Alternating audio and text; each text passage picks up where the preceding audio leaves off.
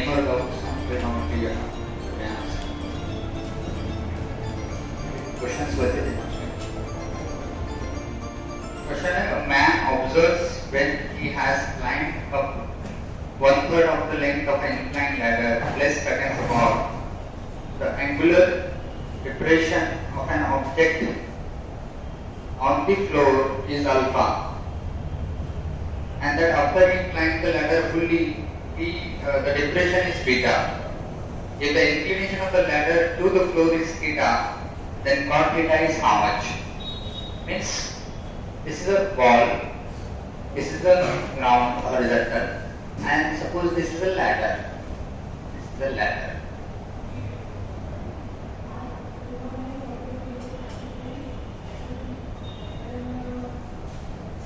A man observes when he has climbed up 1/3 of the length of the inclined ladder. इसकी length L है, तो 1/3 L चलने के बाद मतलब यहाँ पे आ गया, पर्सन यहाँ है, फर्स्ट पोजीशन ए, ये लेंथ कितनी है? L/3 है मान लो। तो L/3 लेंथ पे आने के बाद ये वो ऑब्जेक्ट को देख रहा है, तो वो ऑब्जेक्ट को देखने के बाद एंगुलर डिप्रेशन जो बन रहा है, एंगुलर डिप्रेशन वो बन रहा है अल्फा। ऑब्जेक्ट कहाँ है पता नहीं।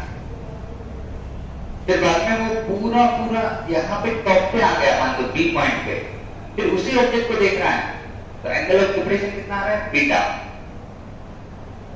तो उसका सवाल ये है कि कॉट थीटा कितना आएगा, और ये लैडर का एंगल कितना है? थीटा। कॉट थीटा कितना आएगा ऐसा सवाल है। पहले ऑप्शन में उसने दिया है 3 cot beta minus cot alpha divided by 2। ऐसे कुछ ऑप्शंस बनाया उसने। सेकंड ऑप्शन है 3 cot alpha minus cot beta divided by 2, something like this is making the options. जब वो पहले ऑब्जेक्ट को देख रहा है यहाँ पे चढ़ के, तो उसको जो एंगल दिख रहा, वो एंगल दिख रहा है कितना? Angle of depression. भाई एंगल ऑफ डिप्रेशन मतलब क्या? मतलब उसको जब नीचे देखना पड़ता है तो उसको एंगल ऑफ डिप्रेशन बोलते हैं हॉरिजॉन्टल के साथ।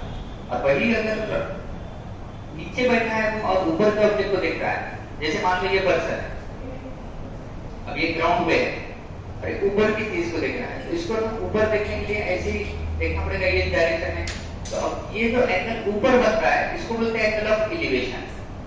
लेकिन मान लो यही पर्सन किसी बिल्डिंग के ऊपर है, यहाँ पे ये बिल्डिंग है और टॉप ऑफ द बिल्डिंग ये खड़ा है और नीचे की कोई चीज को देख रहा है, तो इसको ऐसा नीचे देखना पड़ेगा।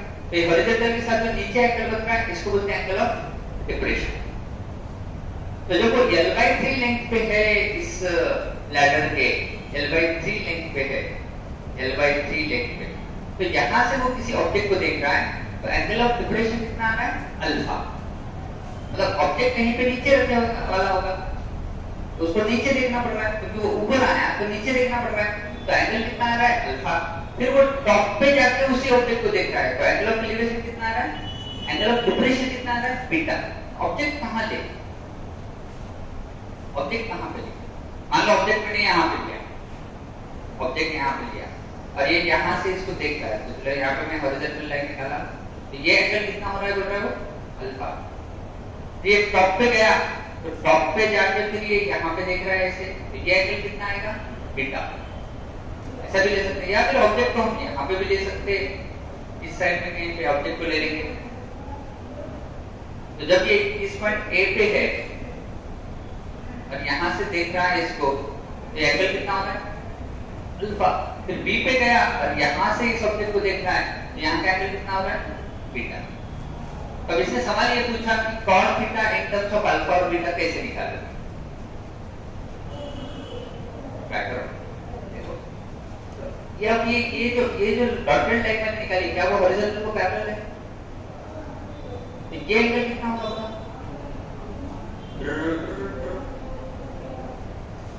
ठीक है, ये एंगल कितना होगा? हाँ, अल्फा। अच्छा, ये भी हॉरिजॉन्टल है, ये भी नीचे में हॉरिजॉन्टल ग्राउंड है, तो ये कितना होगा? Z। फिर से उल्टा Z। ये टोटल एंगल कितना होगा? ये बीटा।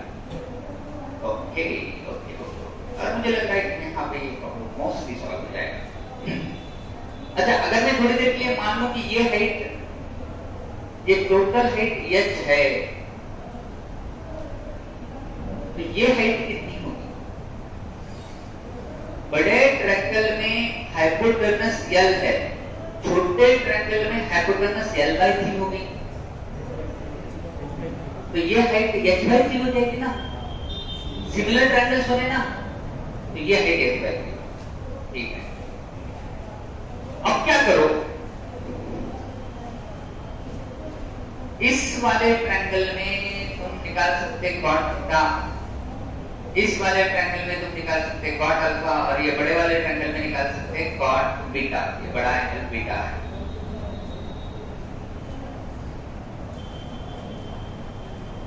और ये प्रॉब्लम को सॉल्व कर सकते। देखो आता है,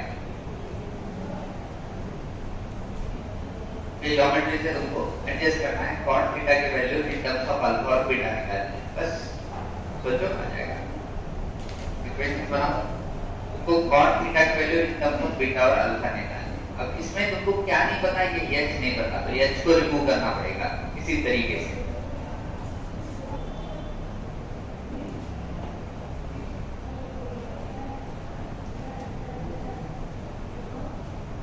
तीन राइट एंगल ट्रायंगल कर ले, इन्होंने cot निकालोगे, tan निकालोगे, क्या करोगे तुम, क्या करोगे इसका देखो।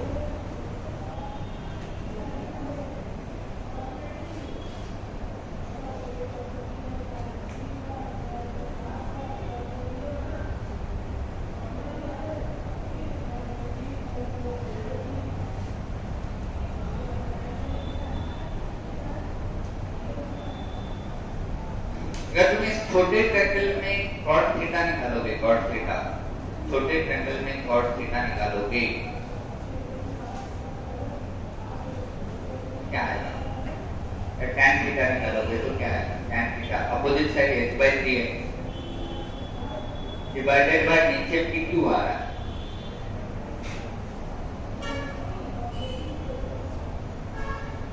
इस बड़े ट्रायंगल में tan थीटा निकालोगे, tan थीटा वो कितना है?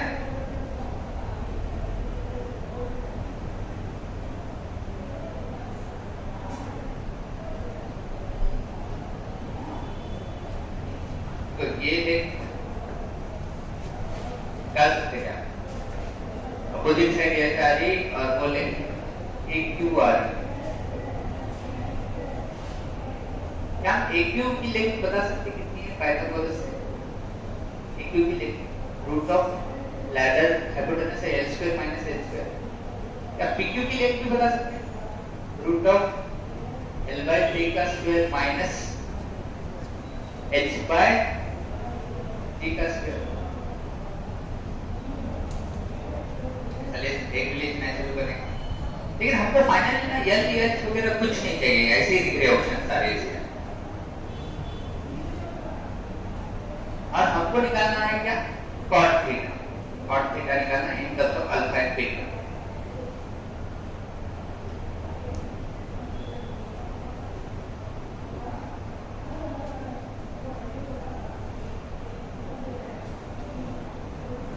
इस ट्रायंगल में अगर मैं अल्फा निकालूं, tan अल्फा, कौन से ट्रायंगल में? जिसमें अल्फा आ रहा है एंगल, राइट एंगल ट्रायंगल, हाँ होगा, tan अल्फा काट दो, तो क्या है? अपोजिट साइड h/3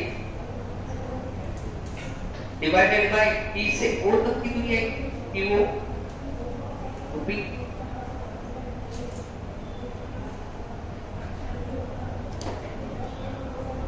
और इस बड़े वाले ट्रायंगल में फिर से tan बीटा निकालूं, बड़े वाले ट्रायंगल में tan बीटा निकालूं, तो वो क्या आएगा? h डिवाइडेड बाय कितना आएगा? h डिवाइडेड बाय ये टोटल लेंथ ये वो आएगी क्या? हाँ ये वो आएगी। तुमको tan थीटा निकालना है, tan theta in terms of tan alpha and tan beta या cot alpha या cot beta whatever। अब इनके सबके न्यूमरेटर में h आ रहा, तो इनकी एडिशन सब्ट्रैक्शन मुश्किल जाती। अगर मैं न्यूमरेटर में सेम दो, डिनोमिनेटर में सेम दो तो बहुत मजा आएगा। तो cot थीटा जो है वो क्या होगा बताओ, यहाँ से उल्टा करेंगे तो a Q बाय एच हो रहा क्या cot theta, tan cot alpha कितना हो रहा होगा cot alpha 3PO bye h हो रहा, और टैन कॉट बीटा कितना हो रहा होगा cot beta AO by h हो रहा। चलो ये 3 को इधर डिवाइड कर लेंगे 3, तो ये सबका डिनोमिनेटर मैंने सेम कर लिया। मुझे कॉट थीटा निकालना है इन दोनों के टर्म में, क्योंकि ऑप्शंस में देखो कॉट थीटा या टैन थीटा व्हाटएवर तो निकालना है in terms of cot alpha and cot beta. तो थोड़ा ध्यान दो, अगर मैं इस PO कितना है यहाँ पे ये इतनी निकालेंगे PO, अच्छा PO इतनी लेते हैं और AO ये पूरी है, क्या इस AO में से PO निकाल दूं तो ये लेंथ मिलेगी, वो लेंथ कितनी है बता सकता है AP है। तो अगर मैं इन दोनों की सब्सट्रैक्शन कर दूं तो मुझे AP by H मिलने वाला है, AP by H यार उससे कुछ फायदा होने वाला है क्या?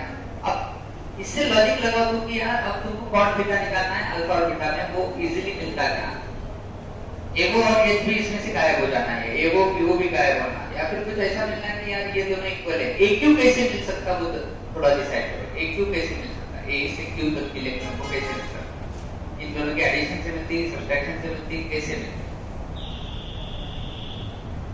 सी ऑप्शन इसमें क्या दिया देखो फिर से cot beta minus cot alpha, cot beta minus cot alpha bye 2 दिया, cot beta minus cot alpha, वो दोनों की सब्ट्रैक्शन करें तो AO में से PO जा रहा है, AO में से PO गया तो AP आ रहा है, क्या फायदा AP का?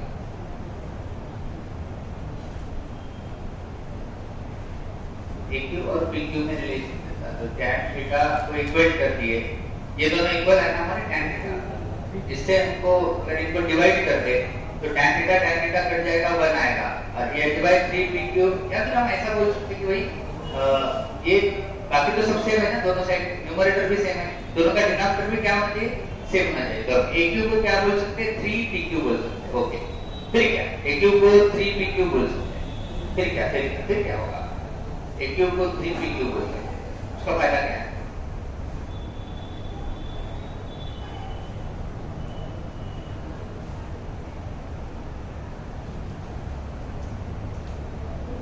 अच्छा यहाँ पे थोड़ा सा ये देखो कि इन दोनों का अगर मैं सब्ट्रैक्शन करूं cot alpha by 3 minus cot beta इन दोनों की सब्ट्रैक्शन करूंगा, यहाँ पे क्या है PO माइनस AO माइनस ये तो इसको नीचे वाले में से ऊपर वाले को सब्ट्रैक्ट करेंगे, cot beta minus cot alpha by 3 को सब्ट्रैक्ट करें तो डिनोमिनेटर में तो H कॉमन आ जाएगा, दोनों के H कॉमन आ जाएगा, AO माइनस PO ऊपर आएगा, AO माइनस PO कितना आता है जरा बताओ मुझे, AO माइनस PO AP आता है, तो इसको मैं AP लिख सकता हूं। अच्छा AP मतलब एक्चुअली AQ मतलब माइनस PQ है क्या? AP is AQ minus PQ है, और AQ is 3PQ है, तो AQ is 3PQ है, तो 3PQ minus PQ is 2PQ है, PQ by H is PQ by H cot theta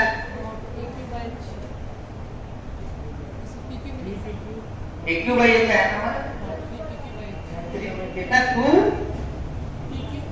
PQ by H आया, तो PQ by H कितना आ रहा है भैया, PQ by H by 3 होना चाहिए ना, PQ by H by 3 कितना आता है? अच्छा यहाँ पे अगर by 3 नहीं है तो यहाँ पे by 3 करते हैं, यहाँ पे by 3 करते हैं, तो PQ by H by 3 कितना आता है बताओ? PQ by H by 3 cot theta आता है क्या? तो यहाँ पे मैं लिख सकता cot of beta minus cot of alpha by 3 equal to ये 2 by 3 PQ by H by 3 is cot theta, इसको 3 से मल्टीप्लाई करो, ये होगा 3 cot beta minus 3 cancel cot alpha equal to 2 cot theta, ये 2 को इधर डिवाइड करो, 3 cot beta minus cot alpha divided by 2 is cot theta. तो कुछ नहीं, ये जो हमने ट्रायंगल बनाया उसमें जो ये इक्वेशन आया उन्हीं को एडजस्ट किया, उन्हीं में से cot alpha cot beta को in terms of cot theta या cot theta को in terms of alpha और beta बनी।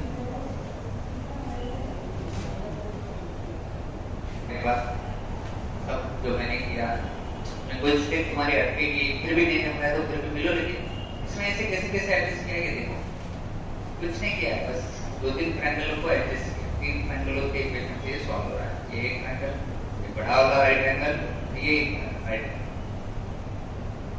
Swing on this. तो इसमें हम ऐसा भी सोच सकते हैं ना कि भाई मान लो ये पॉइंट ना मैंने यहाँ नहीं दिया, ये पॉइंट ग्राउंड पे लेना है, ये पॉइंट को मैंने यहीं ले लिया, तो लैडर के एंड पॉइंट पे ले लिया, तो जब मैं यहाँ पे रहूंगा और इसको देखूंगा तो ये एंगल थीटा कितना है एंगल में लक्ष द्या, हा पॉइंट इथं नाहीच ऍक्च्युअली, इथंच आहे लॅडरच्या खालच्या, लॅडरचाच खालचा पॉइंट बघायला पाहिजे, तो पण ग्राउंडवर आहे, तर हा ओ पॉइंट मी कुठेही घेऊ शकतो ना, तर मी इथला पॉइंट घेतला, तर मला हे सांगा की आता मला या लॅडरचा पॉइंट बघायला एवढं अँगल बघावं लागेल खाली, तर हा एवढा अँगल इकडचा अँगल एवढा असेल तर अल्फा किती व्हायला थीटा एवढा। जर मी इथं आलो आणि परत मला त्या ग्राउंडवरच्या पॉइंटला बघायचं तर इथला अँगल किती होईल सांगा बरं, ये एंगल कितना होगा, फिर से थीटा होगा, तो बीटा भी थीटा होगा, तो बीटा को थीटा रखो, अल्फा को थीटा रखो, 3 cot theta minus cot theta, 2 cot theta, 2 cot theta by 2 cot theta, so cot theta is this। इसमें अगर बीटा और अल्फा को थीटा रखो तो 2 cot, ये कितना देगा मुझे cot theta, तो उसमें मुझे cot theta कौन दे रहा है, ये ऑप्शन दे रहा है, वैसे बी भी देता, तो अल्फा को और बीटा को थीटा रखो, तो 3 cot theta minus cot theta, तो फिर तुमको और एक दूसरा पॉइंट लेके देखना पड़ेगा, तो इसे एज्यूम करके भी तुम कर सकते हो, इजीली एज्यूम करके जो एंगल्स मिल रहे हैं वो भी तुम देख सकते हो, मतलब ये सही तरीके से पूरा सॉल्व करने अगर एग्जाम में टाइम लग रहा है तो इस तरीके से एजम्पशन से भी इसको कई बार टैकल कर सकते हो। बट डेफिनेटली हम सी और डी को तो बोल ही नहीं सकते ना, बीटा और थीटा अगर इक्वल ले लिए, बीटा और अल्फा थीटा थीटा ले लिए तो ये क्या होगा 0, cot थीटा 0 थोड़ी होगा, नहीं होगा, दैट्स रॉन्ग। तो डेफिनेटली कौन सा ऑप्शन रॉन्ग होगा, सी ऑप्शन रॉन्ग हो जाएगा। फिर और कोई डाउट, एनी मोर डाउट? एक क्वेश्चन ऐसा है 2019 में जेईई मेन में पूछा, if the lengths of the sides of triangle are in AB, if the lengths of the sides of the triangle are in AB, triangle के sides AB में, sides AB में, and the greatest angle is double the smallest angle, मान लो side से ABC है, generally हम ABC लेते हैं ना साइड, तो इसमें मान लो C ग्रेटेस्ट है, तो भाई एंगल C भी सबसे बड़ा होगा, and the greatest angle is twice the smallest angle, ऐसा है बोल रहा है। लेकिन इस question is what is the ratio of lengths of the sides of the triangle, तो इस ये जो साइड से उनका रेशियो क्या आएगा, ऑप्शन ए है 3:4:5, ऑप्शन बी है 4:5:6, ऑप्शन सी है 5:9:13 और ऑप्शन डी है 5:6:7। सबसे पहले तो साइड्स एपी में है बोल रहा हूँ, साइड्स तो कौन से ऑप्शन एपी में है, देखो अगर मैं ये साइड को 3x 4x 5x पकड़ूं तो वो भी एपी में आ रहा है, ये भी एपी में आ रहा है, ये भी एपी में आ रहा है, सारे एपी में आ रहे हैं, सारे एपी में आ रहे हैं। ये ट्रायंगल बड़ा खास होता है, 3x 4x से ट्रिपलेट है, तो ये राइट एंगल ट्रायंगल हो रहा है, इसमें ग्रेटेस्ट एंगल 90 है, 1 3 1 4 1 5, तो ये 3 के सामने का एंगल सबसे छोटा रहता है वो 37 डिग्री रहता है, और 4 के सामने का एंगल बड़ा रहता है वो कितना रहता है 53 है, फिजिक्स में बहुत काम तो आता है। तो ये बताओ कि ये सबसे छोटे एंगल के दुप्पट आ रहा है क्या सबसे बड़ा एंगल, नहीं आ रहा है, 37 का दुप्पट थोड़ी ना 90 आता है, मतलब ये आंसर तो रॉन्ग है। तो ये ऑप्शन से भी हम थोड़ा सा इजीली चेक कर ले सकते, लेकिन हमें 4 5 6 के बारे में हम नहीं बता सकते, वो भी एक्चुअली क्या में आ रहे हैं, एपी में आ रहे हैं, और सारे साइड एपी में है, 4 5 6 5 9 13, 5 में 4 ऐड करे 9 आता, 9 में 4 ऐड करे 13, 5 6 7 सारे एपी में है, साइड से एपी में है। लेकिन अब वो कौन सा ट्रायंगल है जिसमें सबसे बड़ा एंगल सबसे छोटे एंगल के ट्वाइस आ रहा है, ऐसा ही पूछ रहा है, तो कौन सा है चेक करो। पहला तो नहीं है, ये तो बहुत क्विकली समझ में आ गया, क्या बीसीडी में से आप कौन सा ऑप्शन करेक्ट होगा, इसको सॉल्व कैसे करें। तो ये थोड़ा सा हमारे ट्रिग्नोमेट्री के साथ साथ ट्रायंगल्स की तरफ जा रहा है ना, ट्रायंगल्स के कुछ रूल्स यूज करना पड़ेंगे। साइन रूल अप्लाई कर सकते हैं, रेशियो हमको बताया था a अपॉन sin a तो b upon sin b equal to c upon sin c, तो होने ही वाला है। सबसे छोटी साइड को हमने a पकड़ा, सबसे बड़ी साइड को c पकड़ा। इसको हम a प्लस c बाई 2 बोल सकते हैं, b को हम a प्लस c बाई 2 बोल सकते हैं क्योंकि ज्योमेट्रिक प्रोग्रेशन में। अच्छा ठीक है, आगे क्या है, अब आपको कोई रिलेशन तो मिल रहा नहीं है। एंगल्स का रिलेशन कैसे मिलेगा? एक एंगल सबसे छोटा बड़ा एंगल ट्वाइस है, सी एंगल ट्वाइस है, यहाँ पे 2a ले सकता है सी की जगह, सबसे छोटा एंगल पे ट्वाइस है। तो देखिए a by sin a equal to a plus c by 2 sin b equal to c by 2 sin a cos a लिख सकते हैं। a by sin a equal to c by 2 sin a cos a, और ऐसे solve करें तो sin a cancel हो गया, तो ये 2a cos a equal to c मिल रहा है।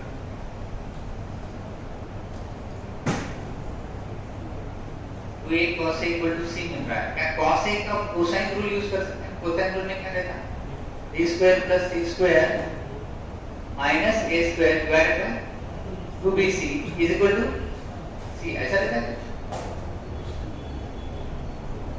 to get cancelled, here you are getting a b square c square minus a square equal to bc square, and ये बिल्कुल ऐसा फायदा नहीं दे रहा है। कोसाइन रूल यूज करके काय म्हणजे आपल्याला abc ची किंमत मिळणार नाही, की abc ची जर किंमत मिळाली, रेशो मिळाला तर गोष्ट वेगळी होती, नहीं मिल रही, ऐसा भी नहीं मिल रही। कैसा हो गया, क्या लॉजिक है? ABC उसने बोला AB में, हमने B को A प्लस C बाई 2 ले लिया,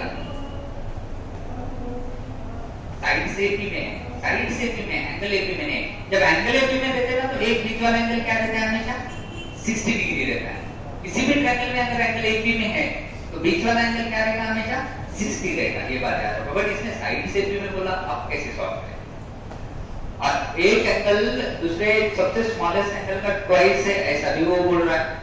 स्मॉलेस्ट एंगल के ट्वाइस करे तो लार्जेस्ट एंगल मिलता है, तो साइड्स कौन से रेशियो में है, ऐसा उसका सवाल है। से am I right 2b equal to a plus c, abc अगर ab में है 2b equal to a plus c लिख सकते हैं।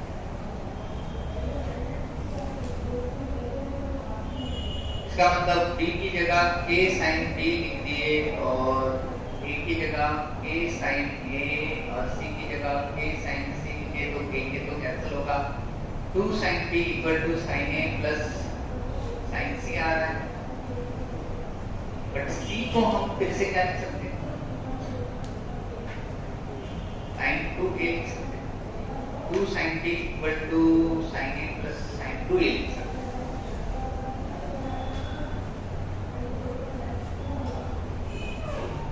ये ट्रायंगल है, इस ट्रायंगल में A B C ऐसा बोल रहा है, ये एक्चुअली 2A है, ये एंगल A है और C एंगल 2A है।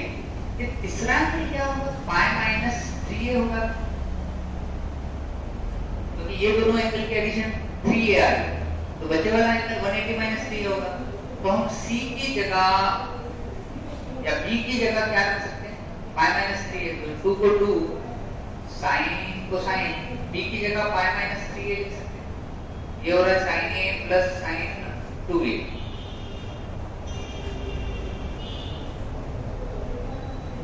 क्या ये sin पाई माइनस 3 का sin कितना है? sin 3 आ रहा है, तो 2 sin 3a equal to sin a plus sin 2a आ रहा है। ओके, अब क्या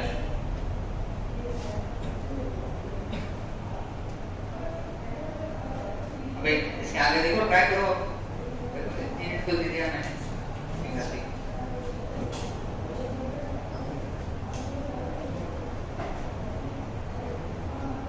क्या हम sin 3 का फॉर्मूला यूज कर सकते हैं 3 sin a minus 4 sin cube of a।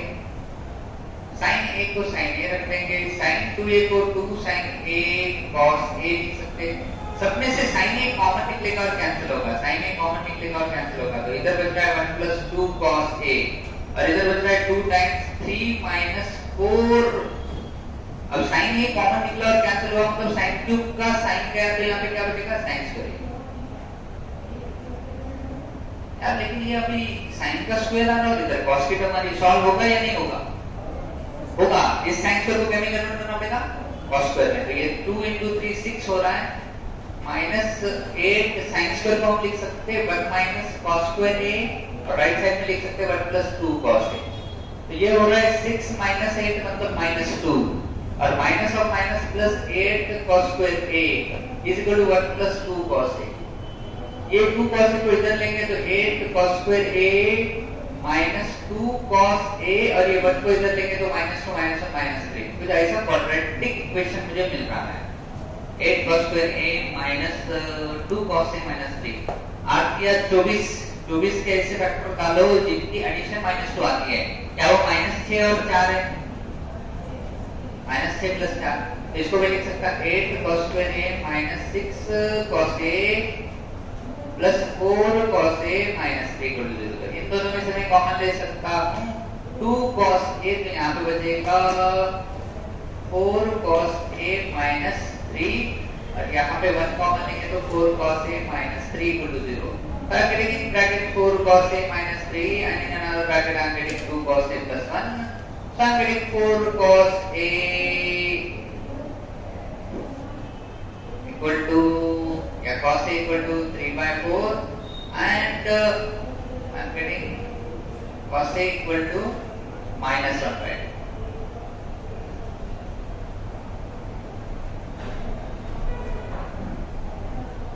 अब एक्चुअली मैं a एंगल सबसे छोटा ले रहा तो cos a को ऑब्टूस ले सकता क्या?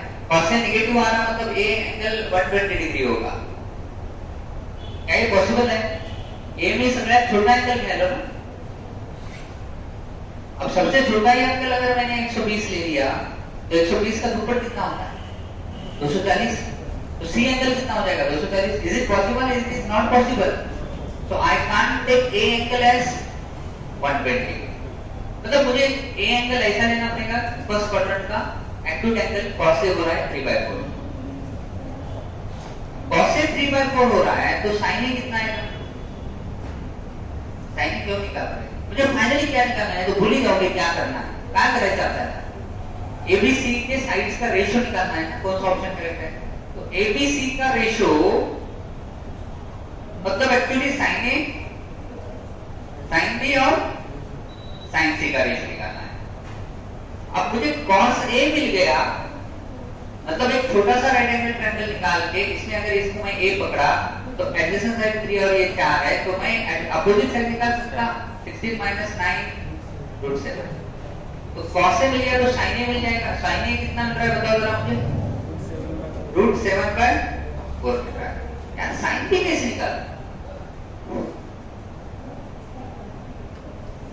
हमने b एंगल को कितना लिया पाई माइनस 3a, तो sin b कितना होगा sin of pi minus 3a मतलब sin 3a होगा कहीं और sin c कितना होगा c एंगल कितना है 2a, तो sin c की जगह मैं क्या लिख सकता sin 2a।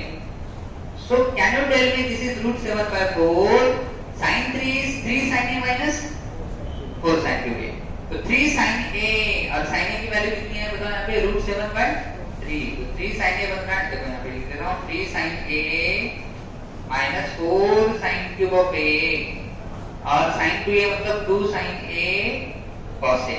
अब ना तुमको sin a की वैल्यू पता है cos a की वैल्यू पता है। sin a की वैल्यू आई है कितनी रूट 7/sin a कितना आ रहा है रूट 7/4 और cos a कितना आ रहा है 3/4, ये हमको सॉल्यूशन मिल गया। तो इससे तुम यहाँ पर sin a की वैल्यू रूट 7/4 रख सकते हो, sin 3a के फॉर्मूले में 3 sin a 4 sin क्यूब है उसमें sin a की वैल्यू कितनी रख सकते हो 3/4 and finally 2 sin a cos a ये भी रख सकते हो। इसको सॉल्व करो देखो क्या मिलता है।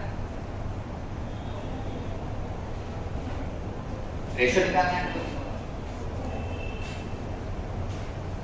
और सब में मेरे ख्याल से रूट 7 तो आने ही वाला है। या फिर हम ऐसा भी कर सकते हैं, एक मिनट, अगर इसको हमको रिड्यूस करना है तो एक और बताता हूँ मैं क्या करें। इसको साइन ए ले ले, ये रेशो क्या हो रहा है, साइन 3a हो रहा है, क्योंकि b की वैल्यू कितनी आ रही, पाई माइनस 3a, मतलब साइन ऑफ पाई माइनस 3 बन जाएगा साइन 3a, और c क्या हो रहा है, sine 2a।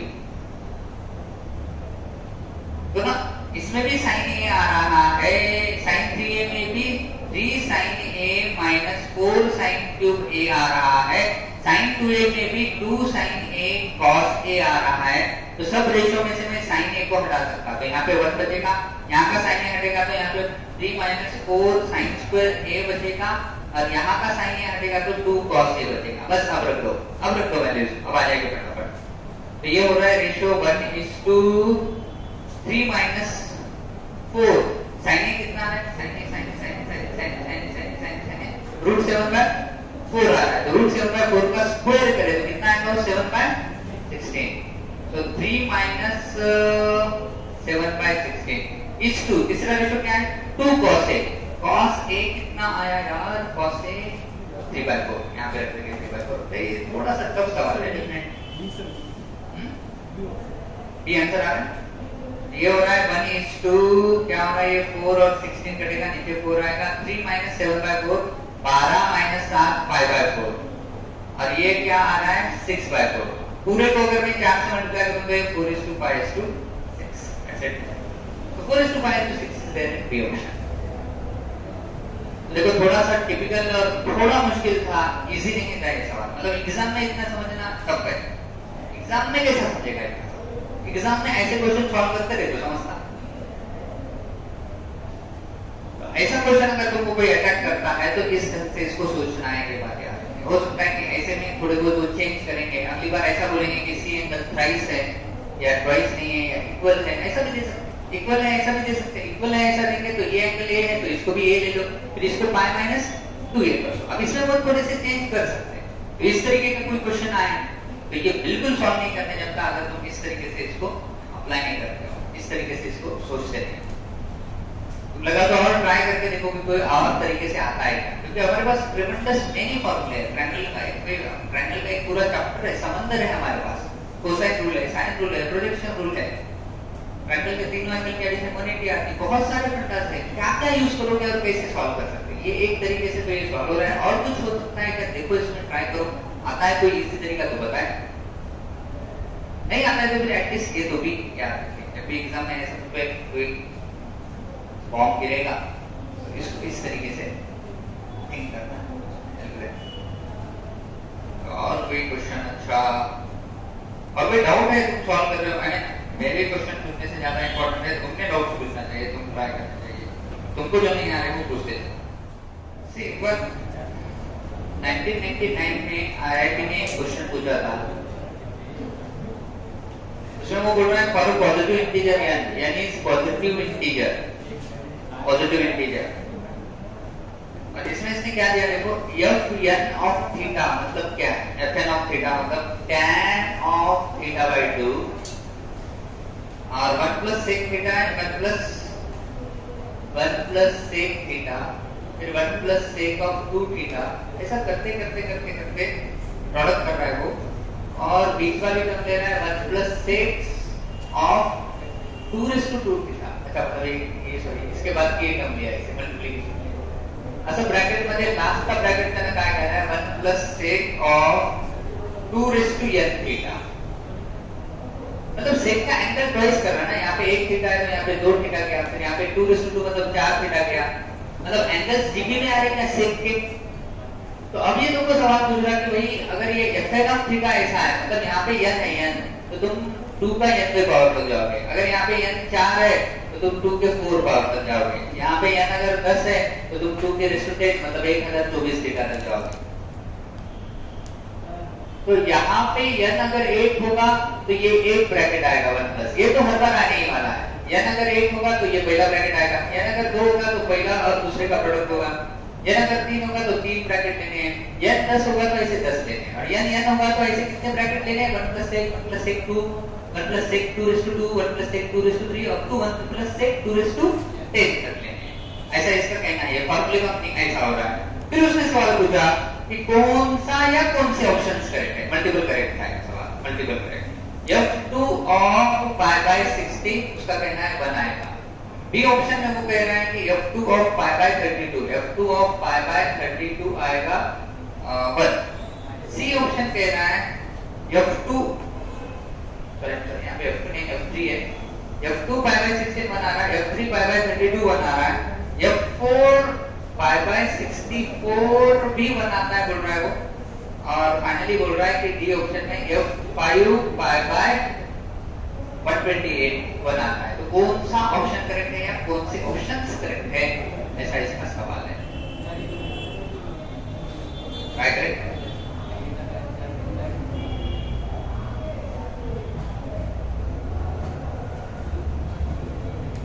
This is 1999 JEE advanced question।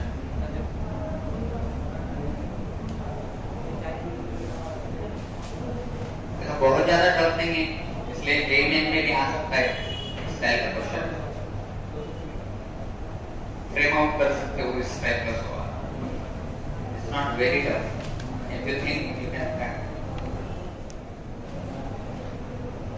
F of theta क्या दिया उसने सबसे पहले टर्म तो tan theta by 2, उसके बाद क्या दिया ब्रैकेट में 1 प्लस sec theta, उसके बाद दिया 1 प्लस sec 2 theta, उसके बाद दिया 1 plus sec of 2 raised to 2 theta मतलब 4 theta। ऐसा करते करते करते करते उसने लास्ट में 1 plus sec of 2 raised to theta ऐसा लिखा। मैं क्या करता हूँ, ये tan theta by 2 को लिखता हूँ sin theta by 2 divided by cos theta by 2। अरे पहले ब्रैकेट पे फोकस करेंगे यार, ये ऐसे हो रहा है कि 1 प्लस sec मतलब 1 प्लस 1 by cos, ध्यान दो 1 प्लस sec मतलब 1 प्लस 1 by cos। अगर इसको मैं cos मल्टीप्लाई करूँ तो ये बन जाएगा cos प्लस 1 by cos। अरे बेटी 1 प्लस cos क्या आता है, 1 प्लस cos क्या आता है, 2 cos square of theta by 2। Getting? और नीचे आ रहा cos theta। अच्छा क्या मैं इसमें का ये cos theta by 2 और ये स्क्वायर कैंसिल कर सकता हूं? ऊपर क्या आ रहा 2 sin theta by 2 cos theta by 2, मतलब ये क्या बनने वाला है, tan थीटा बनने वाला है। मतलब ये tan थीटा by 2 का ये दोनों ब्रैकेट को सॉल्व करें तो tan थीटा बन गया, मतलब tan की जगह tan आ रहा, लेकिन इस थीटा by 2 का क्या हो रहा है, इस थीटा by 2 का क्या हो रहा है, थीटा हो रहा है। अरे getting what I mean to say, मतलब मैंने यहाँ के tan को उसके अगले ब्रैकेट से मल्टीप्लाई किया, बाकी के सारे ब्रैकेट वैसे ही है, सभी उसको हाथ में नहीं लगाया, बाकी के सारे ब्रैकेट वैसे ही है। तो बताओ ये tan वाले आधे एंगल को, tan के अंदर एक एंगल है उसको उसके अगले ब्रैकेट में जिसमें sec में यहाँ का थीटा by 2 का थीटा हो रहा है, तो इन दोनों को प्रोडक्ट किया तो मुझे क्या मिल रहा है, tan थीटा मिल रहा है। क्या इसका मतलब मुझे ऐसा मिल रहा है कुछ tan of angle into 1 plus sec of double angle या दोघांचा गुणाकारानं मला काय मिळतोय, tan का जो एंगल है वो रिटेन हो रहा है या यहाँ के एंगल का ट्वाइस हो जा रहा, बट sec में एंगल यहाँ tan में जो है उसके ऊपर नहीं है। तो भाई ये मुझे लॉजिक मिल रहा, मतलब ये दोनों को मैंने सॉल्व किया तो मुझे एक tan मिला। फिर ये अगला ब्रैकेट लेता हूँ, है ना, ये दोनों को सॉल्व करते हैं तो उसका अगला ब्रैकेट क्या है, 1 plus sec of 2 theta 1 plus sec of 4 theta, ऐसा करते करते लास्ट में क्या है 1 plus sec of 2 raise to n theta. अब बताओ क्या यही लॉजिक फिर से रिटेन हो रहा है, क्या यही लॉजिक फिर से मिल रहा है, tan of angle 1 plus sec of double angle, तो ये मुझे क्या देगा बताओ, इन दोनों का प्रोडक्ट मुझे क्या देगा, tan 2 थीटा। फिर वो tan 2 थीटा और ये sec 1 plus sec of 4 theta मुझे क्या दे रहा, मतलब ये हर बार पिछले प्रोडक्ट हो रहे और जैसे ही इस ब्रैकेट से मल्टीप्लाई हुआ इसका एंगल tan में आ जा रहा है। तो ऐसा बताओ, ऐसा करते करते करते गया तो जब मैं लास्ट में इसको मल्टीप्लाई करूंगा तो मुझे फाइनली आंसर क्या मिलने वाला है? tan of 2 raised to n. Your a of n of theta is tan of 2 raised to n theta. Hope you are getting. समझ रहे ना क्या कर रहा हूँ? क्या ये चेंजिंग होनी? tan क्या एवढ्या अँगलला त्याच्या समोरच्या ब्रॅकेटने गुणाकार केलं की tan अँगल दुप्पट झाला. बरं, आता याला एवढ्याने गुणाकार करायचा आपण समोरच्याने. ये एवढ्याला सॉल्व केलं ना तो ये बन गया tan. फिर उसको उसके अगले वाले से मल्टीप्लाई करें तो वही रिपीट टेलीकास्ट होगा.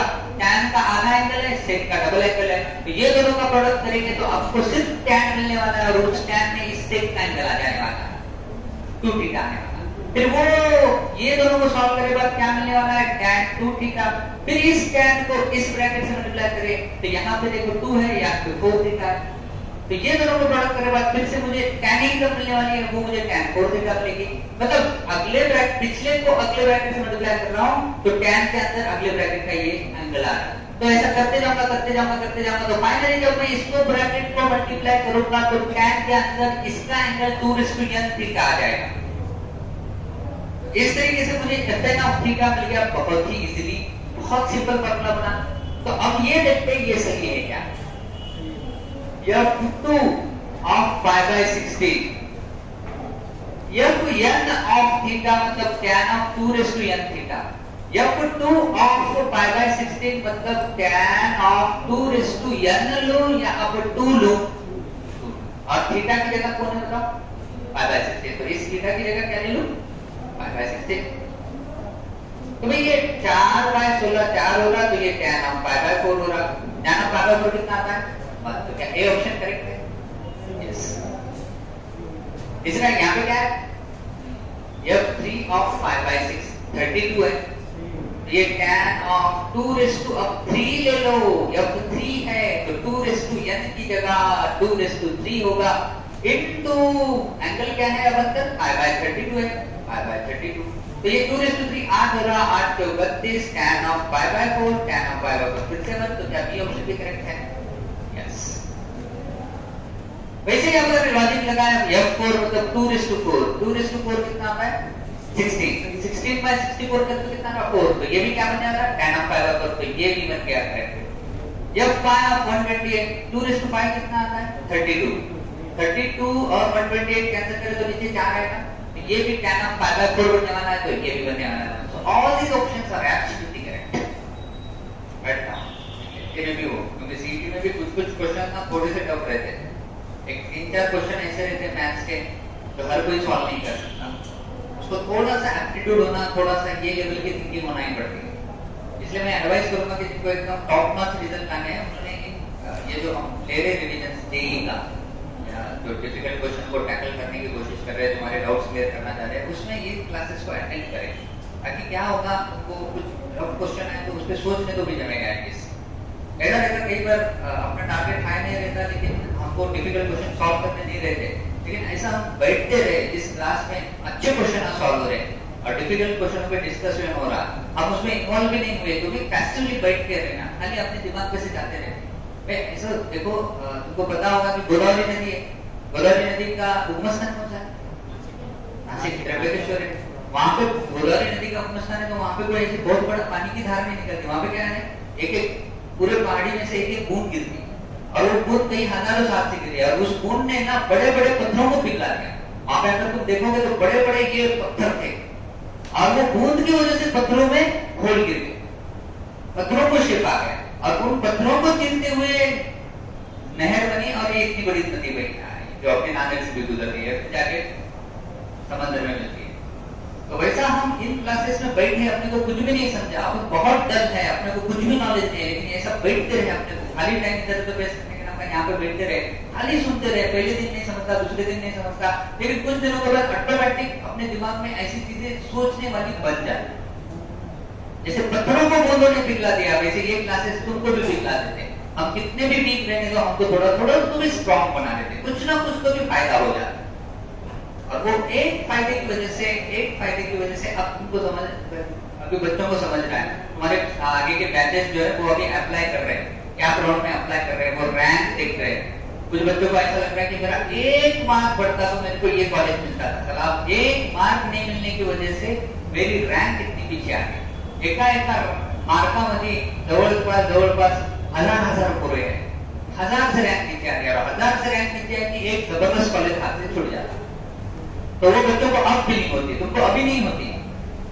जब एग्जाम देंगे, रिजल्ट्स आएंगे, जब हम फॉर्म भरने वाले हैं और हमको लगता कि यार काश 1 मार्क मेरा अच्छा होता तो मुझे ये जबरदस्त कॉलेज मिलता, लेकिन आज 1 मार्क कम होने की वजह से उतरा है।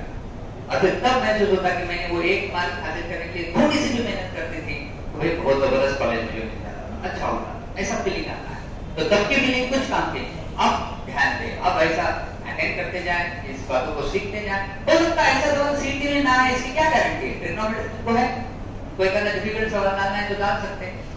हर साल सीटी में वो 2-4 क्वेश्चन, हर फिजिक्स के, केमिस्ट्री के, मैथ्स के, हर सब्जेक्ट के 4 से 5 क्वेश्चन, मतलब तकरीबन 15 क्वेश्चन टॉप लेवल के डाल नहीं रहे, प्रीवियस ईयर एआई ट्रिपल से कुछ क्वेश्चन डाल ही रहे, तो ऐसा तो होने ही वाला है। तो इसलिए ये क्वेश्चन क्यों ना करें अगर हमको टॉप नॉलेज रिजल्ट ना है। लॉस तो कुछ होगा ही नहीं, लॉस तो कुछ होगा ही नहीं, हुआ तो फायदा ही होगा।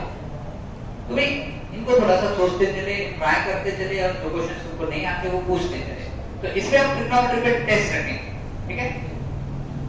अभी तुम और 1-2 दिन प्रिपेयर करो, 1-2 दिन अपने जेईई का क्लास नहीं होगा, बाद में टेस्ट लेंगे, फिर उसके बाद फिर हम ट्रिग्नोमेट्रिक इक्वेशंस और ट्रायंगल्स इस पे लेंगे, फिर बाद में इनवर्स ट्रिग्नोमेट्री लेंगे। तो ट्रिग्नोमेट्री का सेक्शन अपना पूरा खत्म होगा। फिर बाद में हम अगले सेक्शन पे आएंगे, जैसे अलजेब्रा पे आएंगे, उसमें मैं स्पेसिफिकली कॉम्प्लेक्स नंबर लेने वाला हूं, क्योंकि कॉम्प्लेक्स नंबर अब सीटी में है, लास्ट ईयर तक सीटी में नहीं था, इसलिए कॉम्प्लेक्स नंबर तुमने किया भी नहीं होगा, नहीं है, इसलिए अभी थोड़ा उसको रिवाइज करें अच्छा सा। जेईई में तो काफी क्वेश्चन उसके रहते हैं, बट अब सीटी ने भी कह दिया कि हम भी कॉम्प्लेक्स नंबर रखेंगे। इस साल जो उन्होंने थोड़े से 11 के चैप्टर चेंज किए, उसमें कॉम्प्लेक्स नंबर वो रख रहे हैं। कोनिक सेक्शन उन्होंने नहीं रखा, हमने पैराबोला वैसे ले लिया ऑलरेडी ऑनलाइन में, लेकिन कोनिक सेक्शन उन्होंने नहीं रखा सीटी में। फिर जेईई में तो पूरा कोनिक सेक्शन भी है, कॉम्प्लेक्स नंबर भी है, अलजेब्रा पूरा है। तो अगला सेक्शन ट्रिग्नोमेट्री के बाद हम अलजेब्रा पे अटैक करेंगे, उसमें कॉम्प्लेक्स नंबर से शुरुआत करेंगे। तो sequence and series, permutation and combination, probabilities and study.